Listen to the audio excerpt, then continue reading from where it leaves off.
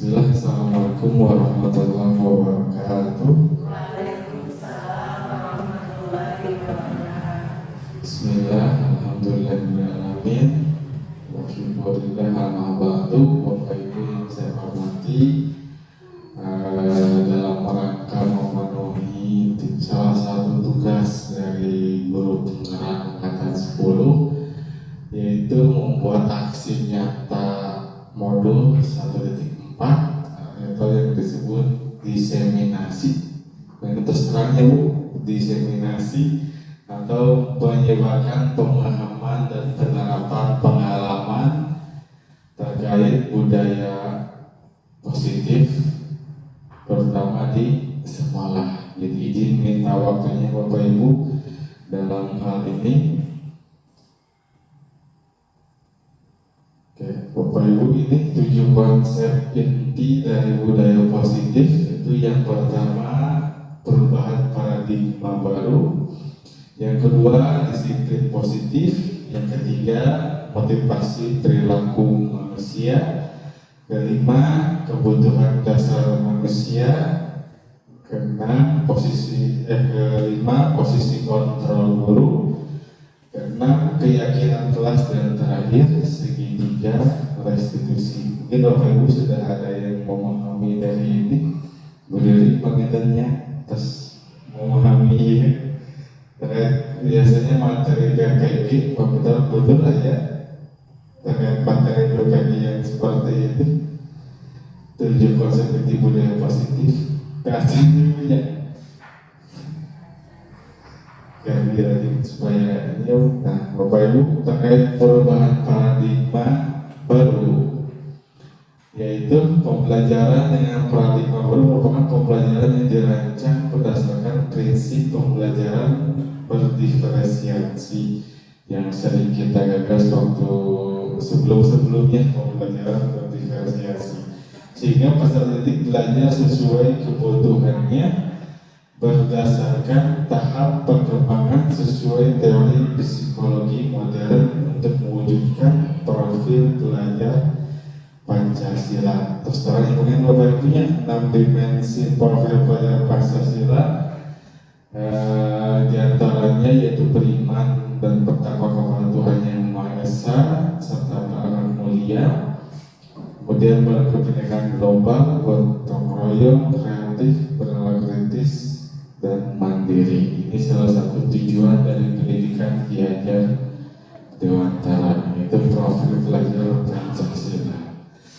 Kemudian, nah ini Bapak Ibu, mengubah paradigma stimulus respon ke pendekatan teori kontrol.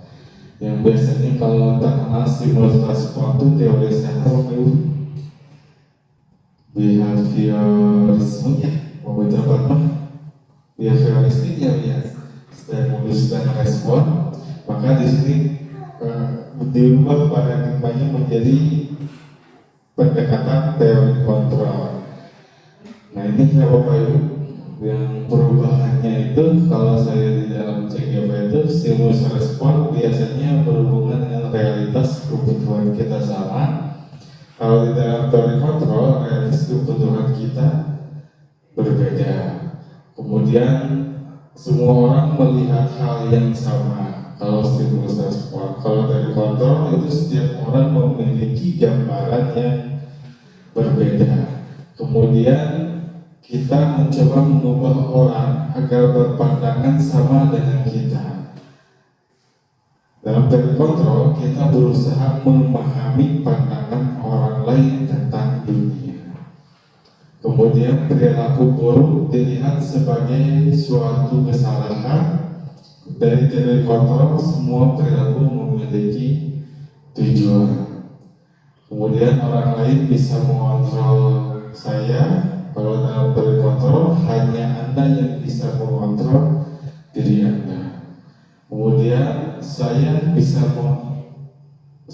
mengontrol orang lain, Anda tidak bisa mengontrol orang lain. Kemudian pemaksaan ada pada saat bujukan gagal.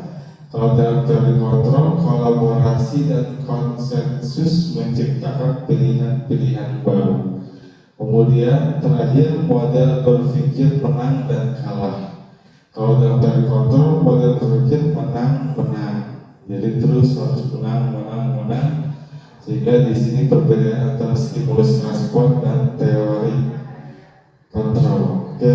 Kemudian, di sini ya Bapak Ibu, disiplin positif. Mungkin Bapak Ibu sudah mendengar ya kata disiplin.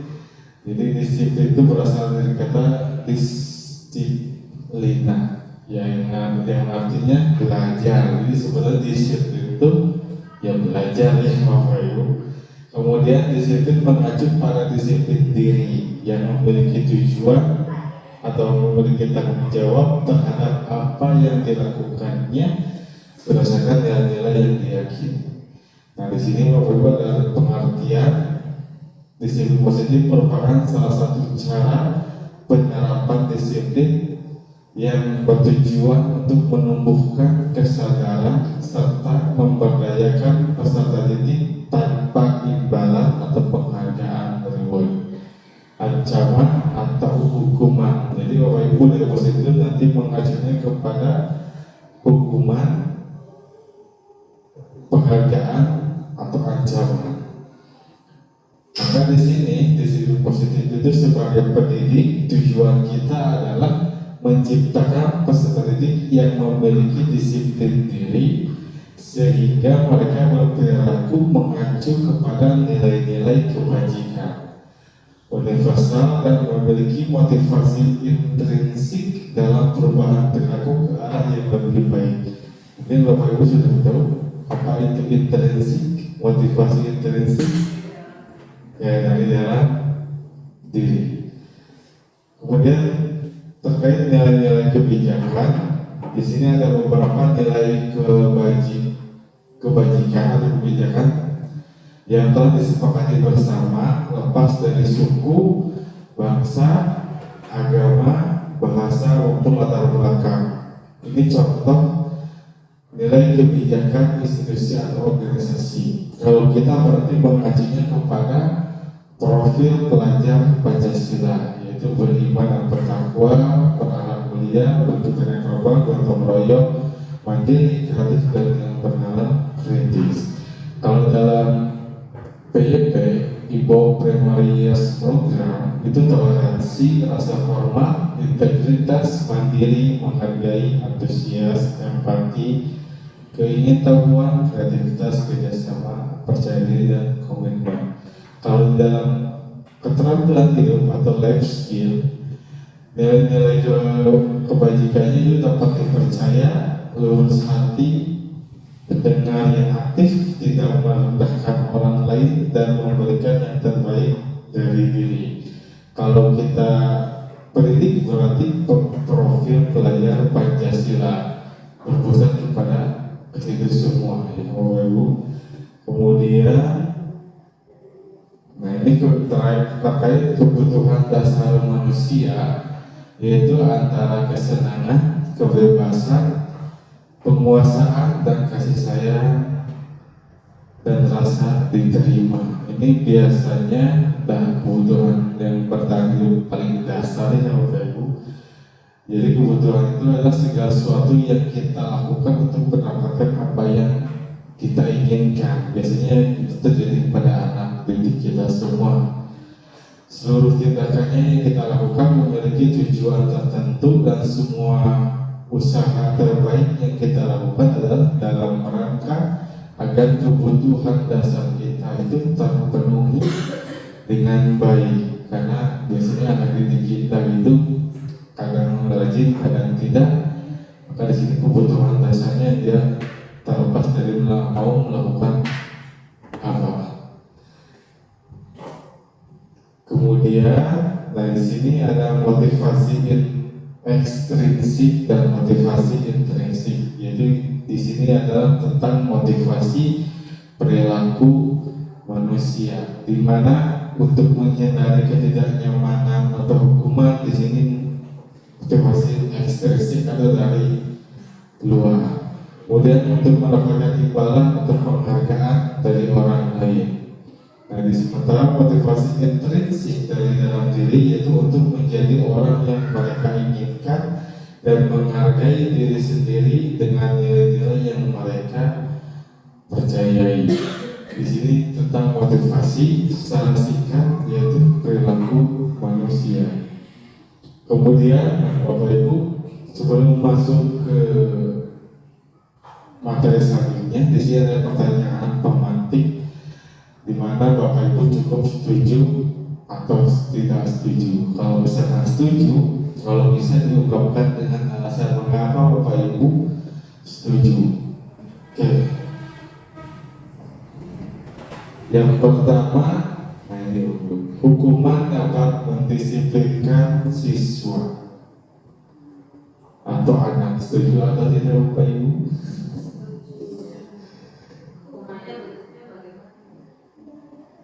Bebas.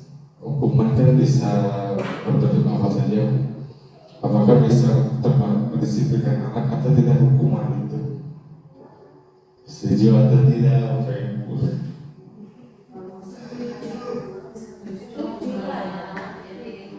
Setuju? Ada yang memberikan alasan kenapa hukuman dapat mendisiplinkan anak? Bisa Bu? Ayo, terima kasih. Ya, kita mangga. Baiklah, saya akan menjawab untuk nomor 1 ya Pak. Hukuman dapat mendisiplinkan anak. Contohnya, misalnya, dia berbuat bukan salah ya, tapi tidak benar. Dengan satu, dia terlambat untuk masuk kelas. Di situ kita sebagai guru untuk memberikan hukuman yang positif, yang nanti efeknya bisa mendisiplinkan anak itu supaya bisa berangkat lebih pagi lagi. Jadi yang jelas, yang pertama tentunya kita nasihati ya Pak ya. Kemudian kalaupun kita mau memberi hukuman yang positif, kita suruh menghafalkan. Misalnya dia belum hafal Pancasila, jadi kita memberi hukuman supaya menghafalkan Pancasila. Kemudian yang jelas kita ingatkan lagi bahwa untuk besok tidak boleh terlambat. Begitu Pak Raffi. Terima kasih. Sudah memberikan tanggapannya. Ada yang tidak setuju Bapak Ibu? Atau semua setuju? Pasti berbeda pandangan ya Bu, yang tadi saya awal jelaskan bahwa teori kontrol itu cara berpikir itu tuh pasti berbeda, tidak mungkin sama, maupun aplikasi dan lain sebagainya. Ya Bapak Ibu, tidak ada yang setuju lagi? Cukup setuju ya semuanya Bapak Ibu, hukuman dapat mendisiplinkan anak. Kemudian Bapak Ibu yang kedua, pemberian hukuman dengan hal positif seperti membaca atau membersihkan halaman sekolah dapat meningkatkan disiplin anak. Setuju atau tidak Bapak Ibu? Dicermati saja pertanyaannya. Pemberian hukuman dengan hal positif seperti membaca atau membersihkan halaman sekolah dapat meningkatkan disiplin anak. Setuju atau tidak Bapak Ibu?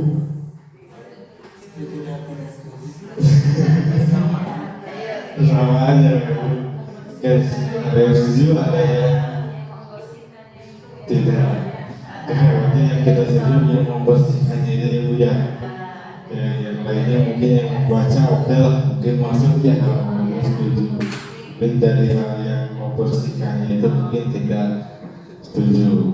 Ya, kemudian Bapak Ibu yang ketiga, setuju atau tidak, memberi penghargaan dapat meningkatkan motivasi belajar anak. Setuju. Ada alasannya betul apa Pak? Kenapa bisa setuju dengan memberi penghargaan dapat meningkatkan motivasi belajar anak? Ada yang berarti? Udah Pak, tapi Bu, kita diskusi Bu, jangan tegang dah. Ini mah bukan apa mau. Boleh. Izin menjawab menurut saya karena setiap anak diberi penghargaan, ketika diberi penghargaan anak-anak merasa terpacu motivasinya, jadi ingin lebih lagi, merasa dihargai ketika diberi penghargaan.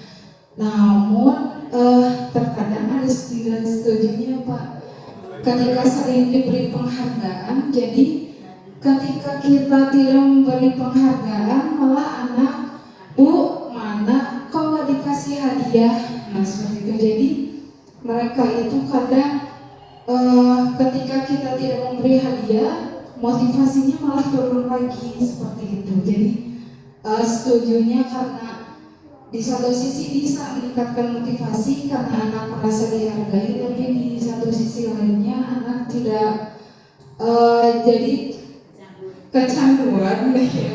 Jadi kecanduan untuk terus diberi hadiah setiap ingin belajar seperti itu. Biasa.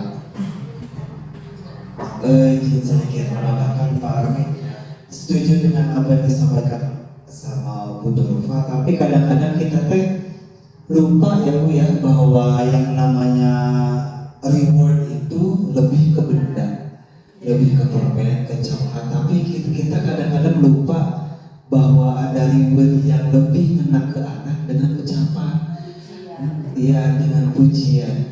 Nah, nilai kamu hari ini bagus, kamu luar biasa hari ini. Sebenarnya simpel gitu, tanpa biaya. Luar biasa, keren, mantap, bagus, hebat. Dan ternyata kata-kata seperti itu kadang-kadang lupa diutarakan kepada siswa. Entah kitanya gengsi ngomong atau memang tidak terbiasa kita ucapkan sehari-hari. Nah itu jadi patut dibiasakan kembali bahwa yang namanya penghargaan itu nantinya bukan sebatas benda, bukan sebatas misalkan apa yang bisa mereka makan, bisa mereka pegang, tetapi ada satu hal yang sebenarnya dapat lebih bermakna kepada anak. Salah satunya itu Pak, mungkin dengan ucapan-ucapan motivasi, penghargaan secara verbal, mungkin itu. Terima kasih banyak Bu Dorova atas tanggapan dari pertanyaan pemantik ini, karena nanti memang budaya positif ini berhubungan dengan hukuman biasanya Bu. Salah satunya hukum budaya positif itu hukuman di sekolah seperti apa, kemudian ada konsekuensi dan ada segitiga restitusi Bapak Ibu ya. Oke, alhamdulillah. Kemudian, nah ini ya Bapak Ibu ya. Di sini ada hukuman Bapak Ibu ya. Oke. Nah di sini Bapak Ibu ada hukuman. Jadi hukuman itu biasanya sifatnya tidak terencana atau tiba-tiba, langsung spontan saja memberikan ke anak. Kemudian murid tidak tahu apa yang akan terjadi atau tidak dilibatkan, karena hukuman itu kan sifatnya spontan ya Bapak Ibu. Ya bisa jadi anak tuh kamu keluar misalnya Bapak Ibu, atau kamu kerjakan ini, ya dilibatkan atau tidak. Kemudian bersifat biasanya satu arah ya Bapak Ibu. Kemudian berupa hukuman fisik maupun psikis. Hukuman itu bisa terjadi seperti itu. Nah, di sini ada konsekuensi. Konsekuensi itu biasanya terencana atau disepakati sesuai dengan peraturan. Misalkan peraturan tata tertib sekolah, upacara tidak menggunakan pakai topi, dasi, dan sebagainya. Jadi bisa konsekuensi yang terencana. Kemudian murid tetap dibuat tidak nyaman di situ. Kemudian sikap guru selalu memonitor murid, terus dimonitor. Kemudian di sini ada restitusi. Nah, di mana restitusi itu proses menciptakan kondisi bagi murid untuk memperbaiki kesalahan. Kemudian proses kolaboratif yang mengajarkan murid untuk mencari solusi sendiri. Nah, Bapak Ibu, dari ketiga ini ada hukuman, ada konsekuensi, ada restitusi. Dalam kurikulum Merdeka itu diterapkannya yang restitusi, Bapak Ibu. Jadi hukuman dan konsekuensi kebanyakan jarang digunakan, tapi untuk dalam hal kelas yang digunakan itu adalah restitusi, di mana kita berbicara, berdialog dengan anak berdua misalnya, kemudian kita memvalidasi tindakan dan lain sebagainya. Jadi ini tahapan, silakan Bapak Ibu mau setuju atau tidak hukuman, konsekuensi dan restitusi. Jadi ini salah satu materi yang saya dapatkan ketika di modul 1.4, di mana ada hukum budaya positif, hukuman, konsekuensi dan restitusi. Oke, kemudian Bapak Ibu, nah di sini lanjut ke 5 posisi kontrol guru, di mana guru memiliki 5 posisi kontrol di sini. Entah itu yang pertama sebagai penghukum, ada yang membuat hukuman, kemudian membuat merasa bersalah, murid itu merasa bersalah, kemudian ada sebagai teman, kemudian ada sebagai pemantau, dan ada sebagai manajer. Nah, kira-kira ini Bapak Ibu, dari 5 posisi kontrol ini, pada saat ini Bapak Ibu berada di posisi yang mana? Apakah sebagai teman ketika anak yang salah, atau penghukum, atau pembuat orang itu merasa bersalah, atau pemantau, atau manajer Bapak Ibu? Barangkali Bapak Ibu pernah mengalami hal ini. Di mana nih posisi kontrol Bapak Ibu sekarang itu? Apakah sebagai penghukum, apakah sebagai pembuat merasa bersalah, apakah teman, pemantau, ataukah manajer?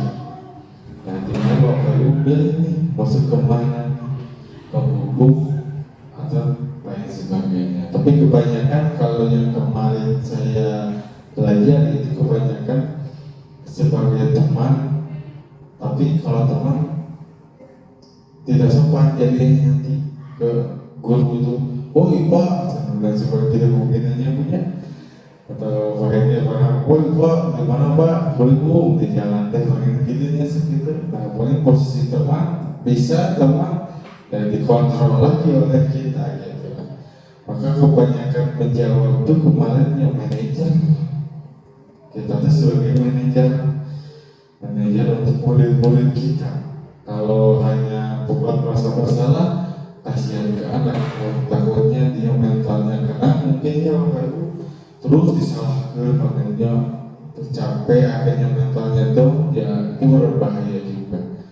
Kalau penghukum bisa sih penghukum, cuman identiknya kalau penghukum itu kan sesuatu yang anak pikirkan, wah gitu pokoknya gitu, berat dan sebagainya. Saya pun pernah mengalami Bapak Ibu sebagai penghukum, saya pernah mengalami misalkan menjijir anak di lapang, jadi itu pernah mengalami sesuatu itu. Cuman ya kita sama-sama belajar posisi kontrol 5 ini yang mana kita yang masuk, apakah yang penghukum, pembuat merasa bersalah, teman, pemantau, atau malah kalau pemantau mungkin nggak mungkin lah mantau doang, mungkinnya Bapak Ibu. Jadi yang kita pun harus sebagai manajer, harus mengelola. Ya Bapak Ibu dilanjut. Nah di sini Bapak Ibu 5 posisi kontrol atau contoh penerapan. Misalkan ada kasus Bapak Ibu bilang bisa menjawab ya. Tadi antara penghukum, pembuat merasa bersalah, kemudian manajer.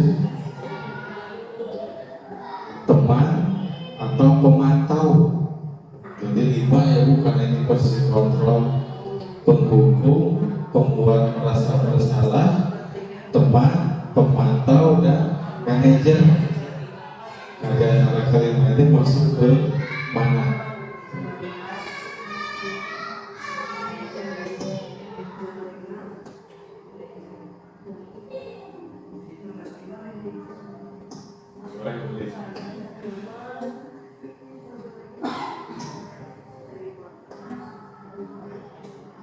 Ada yang mau menjawab? Bapak Ibu, nomor 1, hormat pada bandara selama 1 jam. Oh, boleh. Nah, ini dulu. 5, posisi kontrol, penghukum, pembuat merasa bersalah, teman, pemantau, dan manajer. Oke, lanjut. Ini contoh penerapan 5, posisi kontrol dulu. Kasusnya siswa tidak memakai atribut lengkap saat upacara bendera, termasuk mana Bapak Ibu?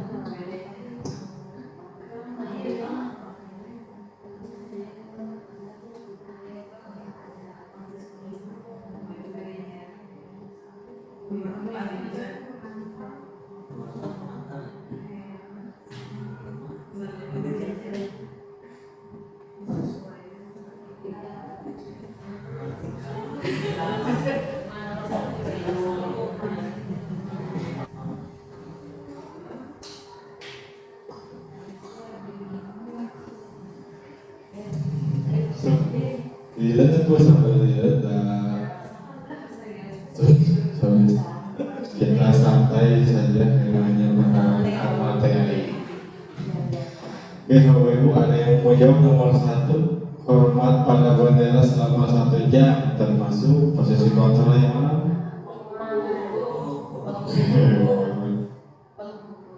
Penghukum. Oke, betul. Kemudian yang kedua, berapa kali ibu harus memberitahu kamu selalu saja mengecewakan ibu?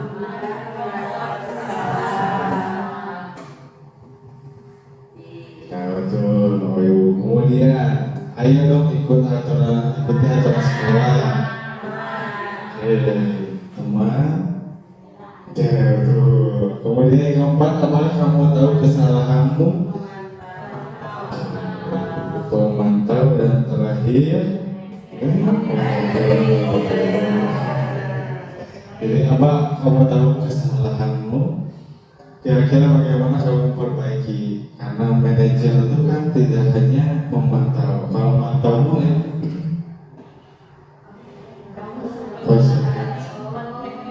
jadi kalau manajer itu kita menanya ke anak, apa kamu tahu kesalahanmu apa? Tapi kita jangan memberitahu kesalahannya, biarkan anak dia kesalahannya mereka mengakui. Pak, kamu tahu kesalahanmu? Tahu Pak, ya kan? Kenapa? Atribut. Oh, oke. Kemudian kira-kira bagaimana kamu memperbaiki kesalahanmu? Jadi kita memvalidasi tindakannya, kemudian ya kita melakukan solusi terhadap permasalahan anak itu. Dan terakhir, jadi nah ini oleh pemantau setelah upacara boleh atribut ke koperasi. Jadi kalau manajer itu posisinya dia memberikan diskusi atau komunikasi kepada anak, kemudian dia mencarikan solusi. Jadi solusinya itu dicari oleh anaknya sendiri sebenarnya. Misalkan kamu mengerjakan tugas, kamu tidak mengerjakan tugas, mau?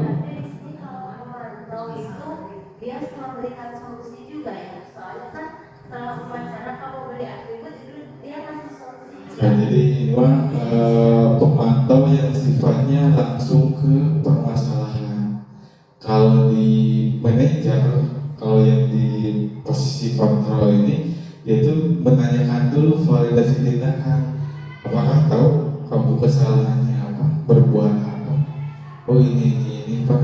Kenapa kamu melakukan itu? Oh ini Pak. Terus solusi dari kesalahan kamu apa? Oh saya ingin berubah dengan Bapak.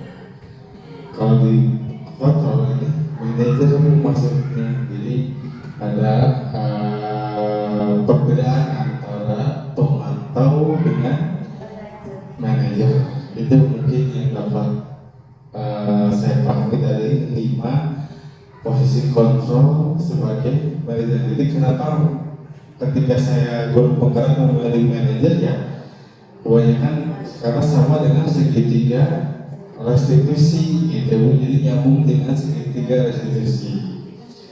Ya itu mungkin ya Bu ya, cukup Bu ya. Oke, kemudian di sini Bu, jadi nanti manajer itu menanyakan kesalahanmu itu masuk kepada keyakinan kelas yang mana. Nah, maka di sini ada kesepakatan atau keyakinan kelas ini membentuk keyakinan kelas bersifat keyakinan kelas itu bersifat abstrak, kemudian berupa pernyataan universal, kemudian sesuai dengan kondisi kelas dan sekolah sehingga mudah diterapkan, kemudian sedikit saja agar mudah diingat, kemudian dibuat dalam keadaan positif dan semua warga sekolah, warga kelas dilibatkan saat membuat. Nah di sini Bapak Ibu kenapa ada keyakinan kelas untuk memvalidasi tindakan manajer sebagai manajer tadi. Jadi harus ada misalkan kesalahanmu ini tidak membaca kelas, masuk ke mana nih kesepakatan keyakinan kelas yang kita buat di sebelumnya kita telah membuat dulu nih keyakinan kelas. Izin ke toilet 1-2 orang, kemudian guru sedang menerangkan, anak wajib mendengarkan dan lain sebagainya. Maka di situ ada perbedaan, ada aturan dengan keyakinan. Kalau keyakinan itu lebih simpel, tanggung jawab misalkan. Kalau berarti tidak mengerjakan tugas, keyakinan kelasnya ketika ditanya keyakinan mana yang kamu tidak mengerjakan tugas, ya tanggung jawab. Jadi itu keyakinan kelas. Oke, kemudian dari sini Bapak Ibu yang tadi saya sebutkan segitiga restitusi. Jadi segitiga restitusi adalah suatu proses dialog yang dijalankan oleh guru agar dapat menghasilkan murid yang mandiri dan bertanggung jawab. Maka di sini dalam budaya positif, di sini Bapak Ibu harus menstabilkan identitas terlebih dahulu. Kemudian validasi tindakan yang salah di mana yang salahnya, kemudian baru menanyakan keyakinan kelas yang mana yang masuk kepada kesalahanmu itu. Jadi segitiga ini disebut segitiga restitusi. Jadi kalau dalam yang saya pelajari itu adalah kalau memecahkan masalah kepada anak, jangan langsung di kelas, biasanya panggil ke mana, misalkan ke ruangan, kita ngobrol 2 orang misalkan dengan anak, validasi tindakan, kemudian menstabilkan identitas terlebih dahulu, dan validasi tindakan yang salah dan menanyakan keyakinan kelas yang termasuk mana. Itu mungkin Bapak Ibu. Kemudian nah di sini Bapak Ibu ya, menstabilkan identitas. Jadi menstabilkan identitas itu berdasarkan prinsip membuat kesalahan adalah bagian dari proses pembelajaran. Di mana misalkan kalimatnya berbuat salah itu wajar. Bapak juga pernah berbuat salah. Kemudian tidak ada manusia yang sempurna. Kemudian Bapak juga pernah melakukan itu. Kemudian Bapak tidak mau mencari siapa yang salah, tapi Bapak ingin mencari solusi dari permasalahan itu. Maka di sini menstabilkan identitas itu yang seperti ini, Bapak Ibu. Tidak menuduh anak, oh ini tidak, tapi kita pun merasa bahwa kita pun dulu pernah melakukan itu di masa lampau. Maka kita pun memposisikannya sebagai menstabilkan identitas kepada anak. Menanyakan Bapak juga pernah kok melakukan kesalahan seperti itu dan lain sebagainya. Kemudian yang kedua yaitu validasi tindakan yang salah. Jadi berdasarkan prinsip setiap perilaku berupaya memenuhi suatu kebutuhan tertentu. Misalkan kalimatnya, kamu pasti punya alasan mengapa kamu melakukan hal itu. Kemudian padahal kamu bisa melakukan apa yang lebih buruk dari dia. Kemudian kamu patut bangga karena telah melindungi sesuatu yang penting buatmu. Kemudian kamu melakukannya karena mempertahankan sesuatu yang penting bagimu. Jadi kalimat-kalimat ini yang tidak ada istilah kalimat yang memojokkan anak, tapi kita memvalidasi tindakan anak itu. Anak itu berbuat salah apa, maka kita validasi. Padahal kamu bisa melakukan ini, kemudian kamu patut bangga karena telah misalnya kali ini ada yang mencuri di kelas barang miliknya, kamu patut bangga karena telah melindungi sesuatu yang penting buatmu. Kemudian tiga, yaitu tadi menanyakan keyakinan kelas. Sebelumnya Bapak harus membuat dulu keyakinan kelas supaya itu bisa diterapkan. Berdasarkan prinsip teori kontrol bahwa pada dasarnya kita termotivasi secara intrinsik atau dari dalam diri. Misalkan setelah kita menstabilkan identitas, menanyakan, kemudian memvalidasi tindakan kesalahannya, baru kita menanyakan apa keyakinan kelas kita, apa tugas kamu, misalkan kamu tidak mengerjakan tugas kesalahan, maksudnya keyakinan yang mana, tanggung jawab Pak, misalkan nilai-nilai apa yang disepakati bersama ketika di kelas. Kemudian seperti apa gambaran sebuah kelas yang ideal menurut kamu? Kemudian kamu ini menjadi orang yang seperti apa? Jadi salah satu ideal sosial ada 3 tahapan. Yang pertama menstabilkan identitas, kedua validasi tindakan, yang ketiga menanyakan keyakinan kelas yang mana nih perbuatan anak itu masuk kepada keyakinan yang mana. Maka ini sebuah yang dinamakan segitiga restitusi. Oke, kemudian Bapak Ibu, nah ini penutup dalam rangka program disiplin positif. Hendaknya guru memiliki standar kepribadian profesional dan sosial yang baik, di mana guru mampu merefleksikan dirinya dalam posisi kontrol saat ini. Bagaimana perjalanan dirinya sebagai among atau manajer yang menuntun murid-muridnya menjadi insan yang mandiri, merdeka, dan bertanggung jawab. Ini menurut standar pendidikan nasional. Ini mungkin terakhir saya akan menampilkan video segitiga restitusi yang sudah saya buat, yang atau benar atau salah, pokoknya saya sudah membuat saja itu. Mungkin Bapak Ibu nanti bisa mempraktekannya kepada anak dirinya nanti.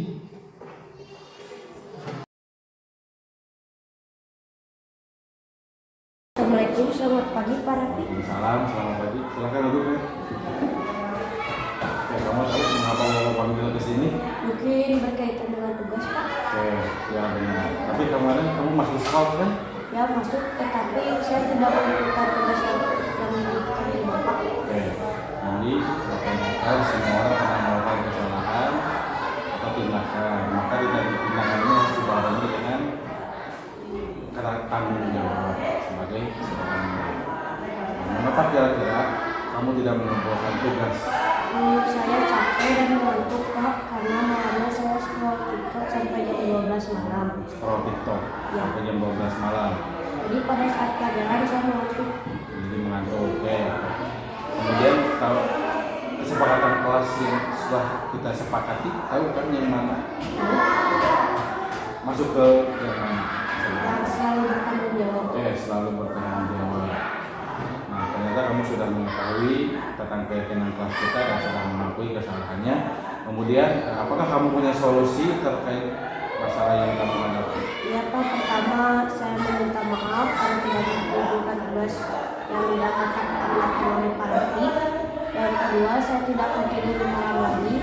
Dan yang ketiga, saya akan mengerjakan tugas yang diamanatkan Parapi dan mengumpulkannya besok. Oke, Bapak apresiasi atas tanggung jawab dan kalian mengakui kesalahan. Terima kasih sudah memberikan solusi yang kami berikan. Mudah-mudahan solusi itu bisa kami laksanakan di besok hari untuk bisa menurunkan tugas. Dan itu saja untuk Bapak, mudah-mudahan kami bisa berubah. Terima kasih Pak. Permisi.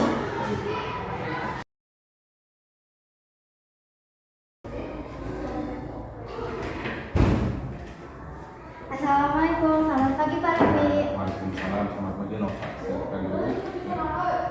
Kamu tahu mengapa Bapak akan ke sini? Mungkin berkaitan dengan latihan menjadi petugas upacara Pak. Kemudian Bapak kemarin waktu hari Jumat, kamu diterima latihannya. Iya, Pak maaf soalnya saya buru-buru pulang karena mau diajak ayah pergi piknik ke Sabujo. Wah, itu pasti menyenangkan. Bapak juga pasti senang kalau diajak juga. Namun, apakah yang kamu lakukan sudah sesuai dengan aturan yang ada di sekolah? Tidak Pak, soalnya saya tidak ikut latihan menjadi petugas upacara untuk hari Senin nanti tanpa izin. Kamu masih ingat dengan keyakinan sekolah kita? Kira-kira keyakinan yang belum kamu terapkan yang mana? Takut mengikuti kegiatan sekolah Pak. Oke, kira-kira apa yang bisa kamu lakukan agar kamu bisa menerapkan apa yang kamu yakini? Saya bisa minta izin terlebih dahulu Pak. Ada yang lain? Saya mengikuti latihan terlebih dahulu, baru ikut ajakan ayah. Berarti kamu sudah paham bahwa kita harus tertib tentang aturan sekolah ini. Iya Pak, insya Allah saya akan berusaha lebih tertib lagi. Alhamdulillah kalau Bapak sudah mengetahui tentang keyakinan sekolah kita. Tapi semoga kamu bisa menerapkan aturan sekolah di lain waktu. Kemudian tentu saja dari Bapak kamu boleh istirahat. Siapa? Terima kasih sebelumnya Pak. Assalamualaikum. Mungkin ini salah satu mungkin penerapan perilaku karakter juga ya mungkin Bapak Ibu ya. Terus Bapak Ibu mungkin pada sudah tahu ya terkait ini. Lalu kalau berbuat salah bilang maaf, maaf. Kalau butuh bantuan bilang tolong, tolong. Kalau dapat hadiah ucap terima kasih. Kalau kau mau lewat ucapkan bisa Bu? Pakai lagu ya Bu? Lagu kalau kau suka hati Bu. Terakhir Bu.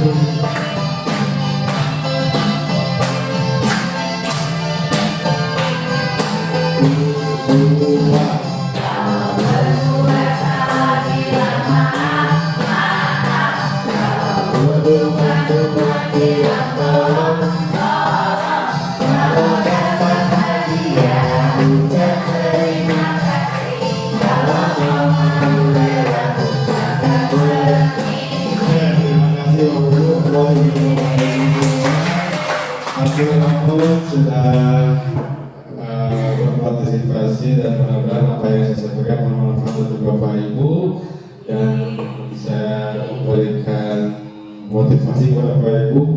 Jadi mudah-mudahan Bapak Ibu sehat selalu dan saya tutup dengan pantunnya Bapak Ibu. Si Ian ke Bekasi cukup sekian dan terima kasih. Wabillahi taufiq wal hidayah. Wassalamualaikum warahmatullahi wabarakatuh.